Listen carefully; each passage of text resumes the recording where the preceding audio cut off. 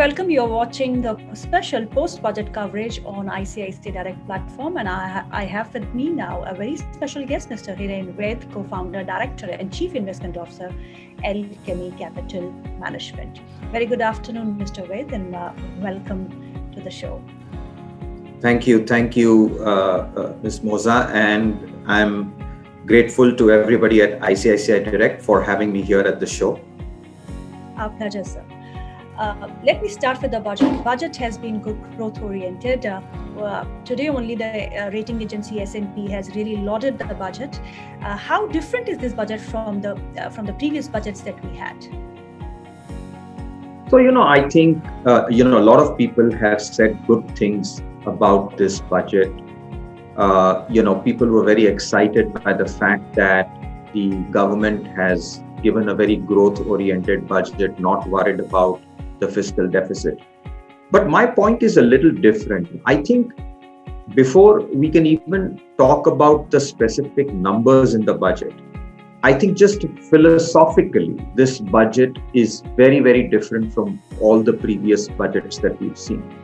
And when I say philosophically different, what it means is that we always had this opinion that especially the NDA government or the BJP government were fiscally very, very hawkish. And, there was, when this government came in, there was the FRBM Act, which kind of tied down the government into not spending enough when the economy was slowing down. I think for the first time, we are seeing that the government has openly embraced a counter-cyclical fiscal policy. And I'm quite happy about that, it's not just the 9.5 fiscal deficit for this year and 6.8 for next year that is important. But I think the bigger message of this budget is the glide path. They are talking about a 4.5% fiscal deficit up to FY26. Now, what that does is that it gives you the next 4 years of visibility that this government is going to spend fiscally to get growth up. And I think what markets love is visibility. So once it starts at the top, if the big statement of this budget is that we want to grow the pie rather than doing the socialistic redistributive policies that everybody was very much afraid of, that tax the rich, give the money to the poor, the philosophy of the budget has changed to let's grow the economy. And once the economy grows, growth will take care of a lot of problems, right? And I think that, to my mind, is a big mindset shift which needs to be lauded and appreciated. If we talk about the private investment, which has been lagging from quite some years now, last 5 years, we didn't see private investment really trickling up. Now, with this kind of a budget, which is clearly focusing on growth, do you expect the private investment now coming up? I have no doubt in my mind that private investment is likely to pick up in a very big way. See, I think private investment depends on a few things. One is that it depends on end demand and capacity utilization, right? So if capacity utilization is low, then nobody is going to go out and spend on setting up new capacity. I think, because of the pandemic, demand cracked, capacity utilization was low, but we've had a V-shaped recovery in the economy. And I think as capacity utilization reaches 75-80% levels, you will automatically see spending coming in.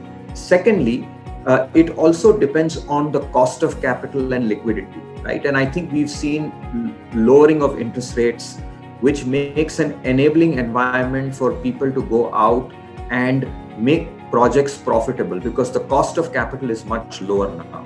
But more importantly, what entrepreneurs need for private capital to come in is stable tax and stable fiscal policies. And I think that's what this budget has given a glide path and confidence to the entrepreneurs and the businessmen that look, we're not going to keep tinkering with the tax rates. We're going to keep the tax rates easy. We're going to make compliances easy.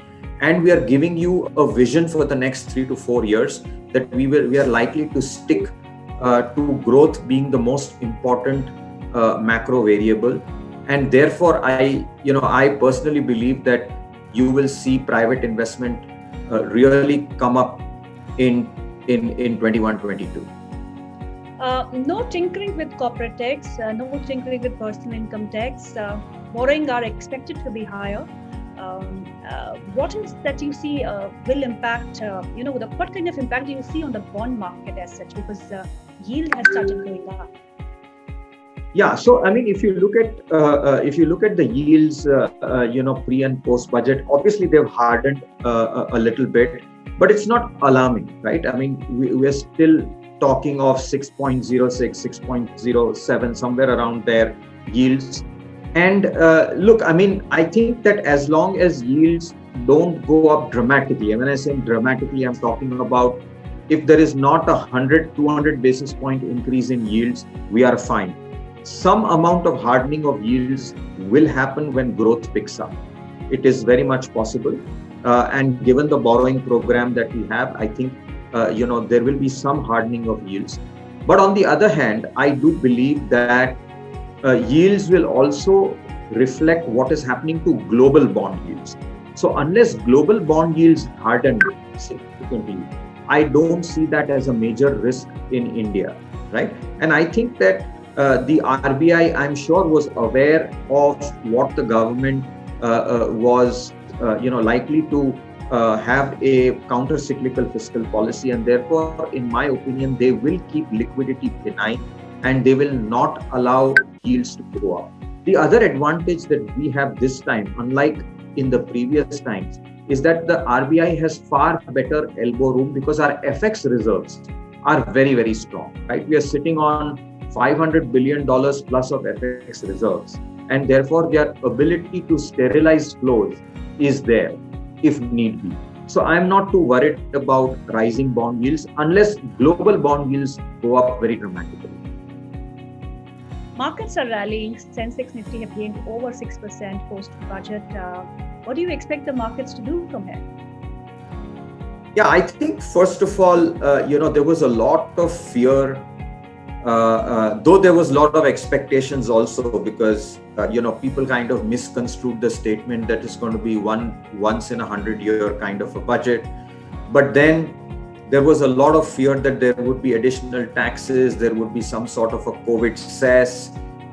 People were also worrying that will they, to some extent, because they gave a significant corporate tax cut, will some of those cesses or taxes come back to fund, the vaccination drive and so on and so forth. But I think that therefore going into the budget, people were very cautious, right? And I think domestic investors have been booking profits and sitting on cash because they just thought that the markets were too high. And therefore, I think the markets, having corrected 5 to 6 days before an event like the budget, means that at least technically the setup was brilliant. And therefore, when there were no additional taxes, it was like no bad news is damn good news. And that's how the markets reacted. But I think, my personal view is that it's not just about this immediate, technical reaction to how the market was positioned. But I genuinely feel that we are on to one of our biggest bull markets that we will ever see in a long, long time. I think we are going to see a bull market or even a better bull market than what we saw between 2003 and 2008.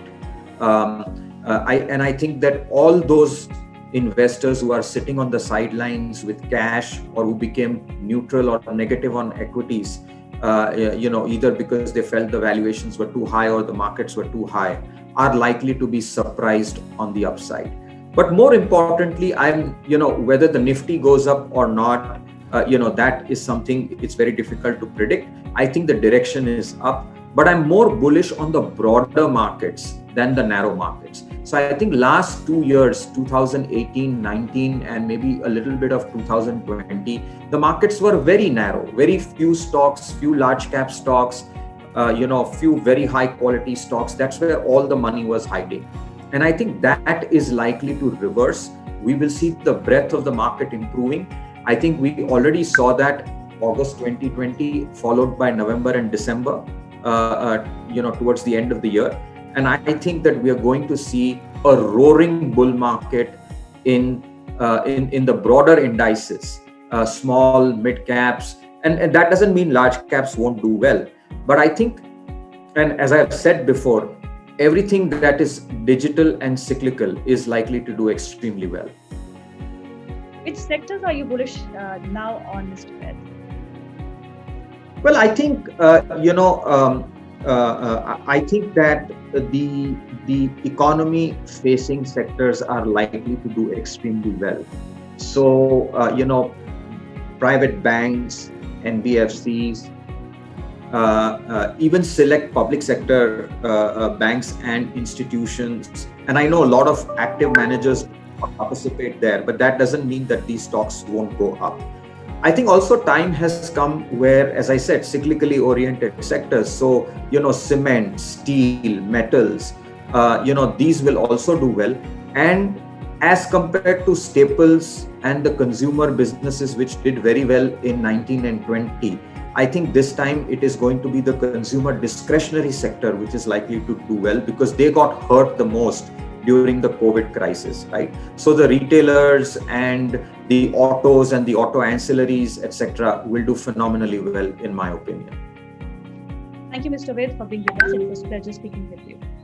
Thank you. Thank you so much for having me. And, all I would say is that don't be bearish on this market. I think we're going to see some very good things in the markets over the next 2 to 3 years.